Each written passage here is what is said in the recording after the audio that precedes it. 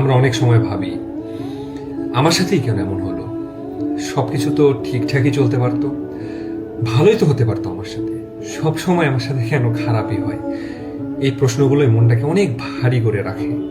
কিন্তু সত্যি বলতে কি, আমরা এটা কখনোই ভাবি না হয়তো আল্লাহ ইচ্ছা করে আমাদের একটু থামিয়ে দিয়েছেন। হয়তো সামনে এমন কিছু আছে যেটার জন্য এখনকার এই কষ্টটা খুব বেশি দরকার ছিল। হয়তো তিনি চাননি আমরা ভবিষ্যতের কোনো ভালো সুযোগ হারাই, বা এমন কোনো জায়গায় গিয়ে পড়ি যেখান থেকে ফিরে আসা বড্ড কঠিন। এখন যেটাকে মন খারাপ মনে হচ্ছে হয়তো সেটাই আসলে আমাদের জন্য ভালো। আর যেটা না হয় আমাদের মন খারাপ, হয়তো সেটা হলে পরে আরো অনেক বেশি কষ্ট হতো। সবকিছুর মানে আসলে সাথে সাথে বোঝা যায় না, কিন্তু সময় গেলে একটা জিনিস পরিষ্কার হয়, আল্লাহ অকারণে কোনো কিছু করেন না।